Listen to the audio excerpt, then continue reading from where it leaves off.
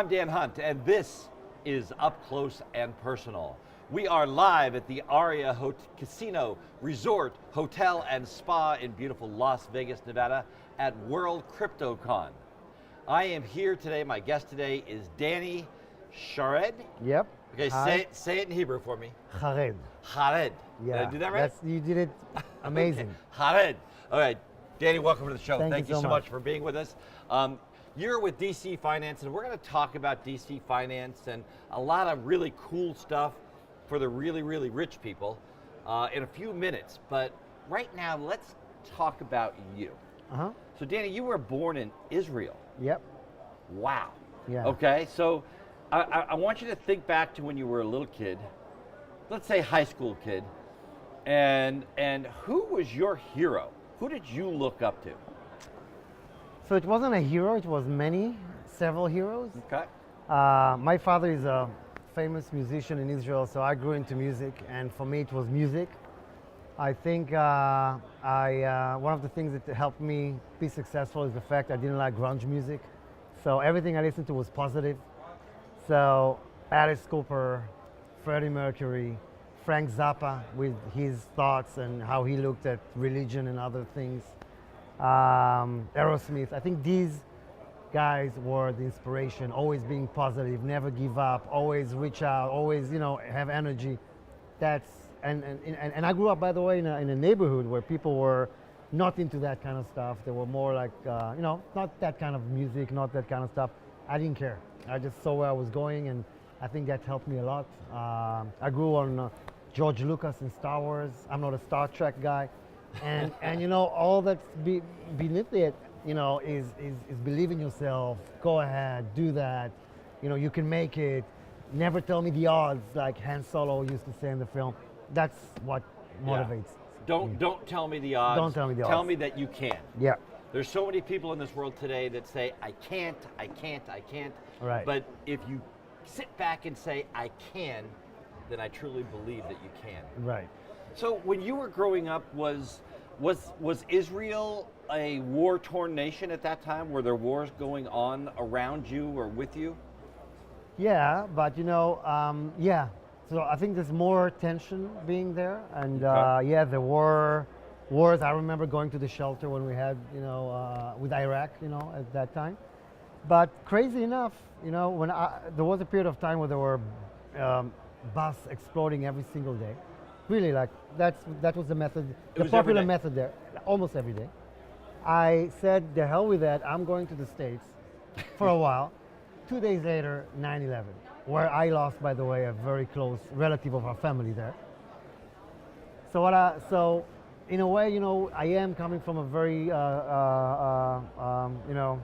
war area, I guess. But you know what? In today's world, unfortunately, things happen everywhere. But I think in our case, it's all the time since I was a child, and not just at a certain period of time. At a certain point. Let's talk a little bit about fear. Our sponsor here, Law of Attraction course, they have a whole section in that course where they talk about fear, false evidence appearing real. But somebody like you who grew up in an area that they had to go to bomb shelters, and you heard the bombs going off, and you probably saw buses, exploding because that was a thing. How did you, as a young man, overcome the fear of seeing that? Wow, should I get on this bus? Let's talk about fear and how you approach it, coming from a different place than I do, growing up in the United States. So first of all, I never went on a bus. Lucky enough for me, I always drove. I've never seen a bus explode because I was just lucky. I have a friend of mine that did, and that wasn't a nice experience. So I just never saw that in my face, but the tension was there all around. It's there all the time. And when the bombs, when the missiles were, I was too young. I think I was like, 9 or 8. So it was scary. I was taking care of my cat. She comes with me on time. But I guess you're tense. People are just more tense. And for me, again, one of the ways to do that is put heavy metal full volume once in a while and run Rock away. out, yeah. Yeah, and I try to not make friends with people who listen to pop. No, I'm kidding. So, and then I ended up marrying a Finnish woman that listens to Eurovision every day.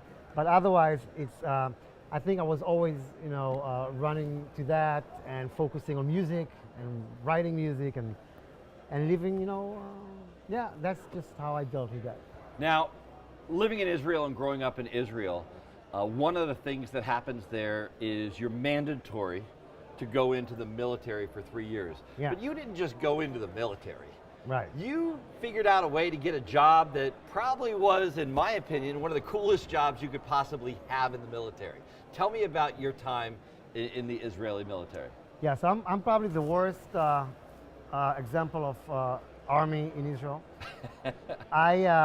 Again, coming from art and that kind of thing, I kind of found my way to convince the army, they didn't even have that position before I came, that they need somebody to go and purchase films so that people, the soldiers that go far away and stay the weekend, in a godforsaken wherever, can see a great movie.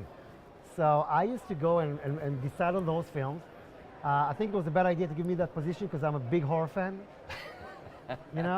So So the they ended guys up- saw a lot of horror movies. So they ended up sitting at night, with the guns, and then Halloween. So, but no, I think I gave them some good stuff, science fiction, some action.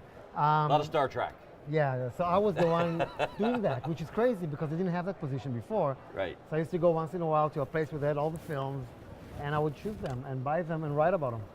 So nowadays, you work in a field with DC Finance that is not the norm. It's not what everybody does every day. You deal with the top 2 classes of income. So let's talk a little bit about, as you described, there's 3 classes of income. So let's talk about that first and get the definitions down for the listeners. Right. So there are basically, and that changes, I think, from country to country. So it's not a. But yeah, rule this of is thumb. In overall, general. yeah. So you have affluent individuals, which I guess would be people with a wealth of up to $10 million. 10 to 100 would be considered high net worth individuals. And north of that would be considered ultra high net worth individuals. Ultra high net worth individuals. Right. Now, normal people, let's say 0 to $1 million, Yeah, have a net worth. They bank in the public banking system. right. Okay. Now we have $1 million to $10 million, and you call them Affluent? affluent. Okay, so the affluent. How do they bank? Well, they would use private banking services that would give them better conditions. And, actually the banks, I think, make less on the wealthy than on the not wealthy. On the not Just wealthy, so you know. on that first class, that Because 0 they to take, $1 million. Yeah, they take the commissions down to lure them in and Right. a lot of stuff like that. So the million to 10, they use private banking. Now, from 10 to 100 million, that is considered the High net worth. high net worth individuals.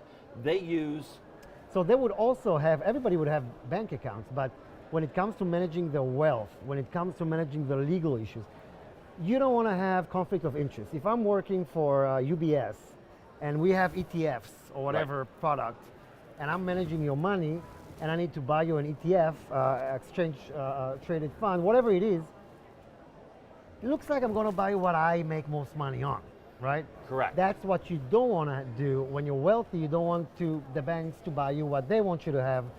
You want someone to buy you what you need. So I will jump to the ultra high net worth. They have what we call single family offices, which means Single family office Correct. or a family office. Yeah. Okay. that basically means you have a team that works for you. There are financial guys, legal guys. They do the estate planning. They buy the stuff for you. They buy the assets. They manage the assets, the legacy, the transfer of wealth. And they are non-biased. They don't get commissions. They don't get anything. They're yours, 100%. So this is like having a bank staff. They actually have, these are the ultra high. Yeah. Okay? They Right. have a bank staff that works for them In a way, yeah. all the time. So maybe 8, 10 people, and those 8 to 10 people, their jobs are to manage my money. Correct. Absolutely. Okay, so your company kind of deals with the people in the middle, correct? Both in the middle and the And high the- tier. and the So high the end. high net worth and the ultra high So net let's talk about the joint banks in the middle. So that's not exactly a bank, that's a multi-family office. So A they, multi-family office. they would choose the bank for you. They would choose the different vendors, the different suppliers for you based on what you need and not based Right. on commissions they may get from them. So the multi-family offices are for the poorer people that only have a $50 million that don't have, it doesn't justify to own, to hire 10 people full time. Right. So these guys go to multi-family office that would work with 20, 10, 30 families, and that's how that's done. And that's kind of what you guys do, but what you do is you set up events around the world for these people that have these types of offices. And what do those events give those types of people? So we are non-biased, which is important. We don't sell any service, we don't do deals, we don't take commissions. So basically we have main events in New York, Miami, Houston, Dallas, Toronto, London, and Israel that cover basically everything from investments like real estate, technology, blockchain, all the way to stuff that keeps them up at night. Estate planning, next generation, addictions, suicides sometimes, marrying into money, things that are very heavy. Wait. Marrying into money is a topic in your... Let's just talk about that. That interests me a little bit. So I've always wanted to marry into money. I married into beauty and brains, but let's talk about marrying into money. That's a big issue for very, very wealthy families. Yeah, there's a lot of tension. You need to sign, agreements and different legal, documents, and that kind of makes things a little bit weird. Where's the love? You want me to sign documents, but then the family wants that, and then there are the cultural differences.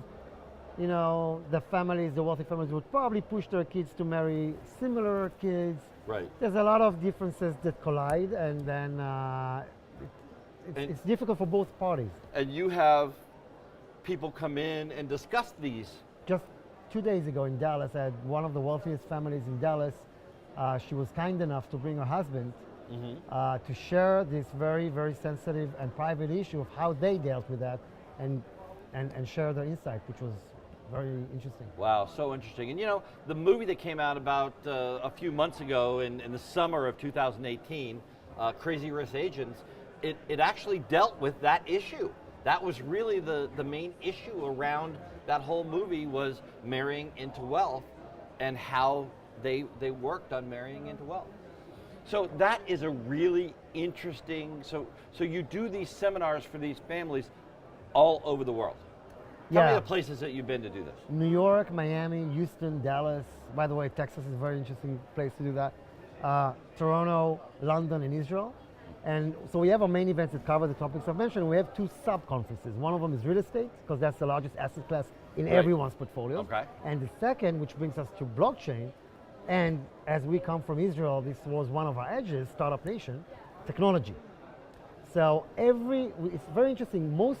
Almost every family I've met, doesn't matter if it's first gen, second gen, doesn't matter if it's old school real estate family or oil, or whether it's something more, everybody want to do technology, whether it's impact investing in life science or whether it's crazy stuff in cyber and blockchain, which is how we ended up doing the first blockchain family office conference in April in New York with amazing people that spoke there.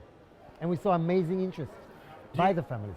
One of the things that is a big topic of discussion in the blockchain, Bitcoin, cryptocurrency communities is institutional money and old money coming into the marketplace. Do you see that happening, or do you see a trend of that big money coming into the marketplace? So Alex, my thoughts, and again, depends who you speak to. I've been doing institutional investment conferences in Israel for 12 years. They're very cautious, they're very old school. They're being criticized in Israel why they don't invest in the local startup community, because it's too risky to do that. I do not see, if you're asking me, pension funds that are dealing with people that saved all of their life, their money, getting into blockchain anytime soon. Okay. But family offices, which are wealthy people that can make a decision now at a spur of a moment, definitely. But I don't think they would look at many of those crappy ICOs that were happening last year, and I don't think they were part of that. I think they're too sophisticated to invest in those kind of deals. So I think at the better deals, the real managements, the real companies with the real strategies, they have a great chance of raising money from the family office segment. And I will tell you that the idea to do blockchain wasn't mine. It came from family offices. After the fourth family office from different places in the world came to me saying, you gotta do blockchain. And I was hesitant. At the end of the day, I said, you know what, okay. And then I learned this space inside out. I'm an ex-journalist, so I have that background as well. So I studied this space very well, and that helped me, be involved. One of the things I like to talk about on Up Close and Personal is, why are you successful? What is the driving force? What's your why? How did you get to where you are today? I'm stubborn as hell. I mean, I wouldn't want to be followed up by me, in emails and stuff, because I'll never let you go until I get an answer from you. I use what you said, the chutzpah, sometimes of, sometimes, I called Sam Zell to invite him to speak at a conference, and they gave me the political, thank you for letting us know, maybe next year. And then the next year comes, and I'm doing the same thing, and I'm getting the same response. And then I go back, and I say, come on, go to Sam Zell, tell him, he's supporting Jewish organizations, we're from Israel, come on. She was like, how rude is that?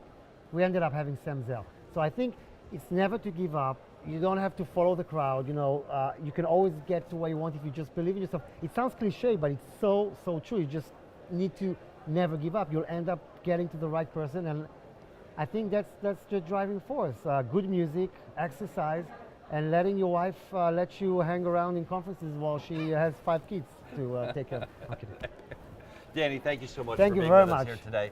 Thank it's you. truly a pleasure to meet you. Likewise. And I look forward to doing some business with you in the future. Thank you very much. I'm Dan Hunt. We are live at the Aria Hotel Casino Resort in Las Vegas, Nevada at World CryptoCon. What an incredible event before I sign up. Isn't this place incredible? Beautiful, beautiful. Just a beautiful event, and the great speakers that have been here. They really did a good job putting this on. If you didn't come this year, you're gonna wanna come next year, because it has been a fantastic event. I'm Dan Hunt saying have a great rest of today and an even better day tomorrow.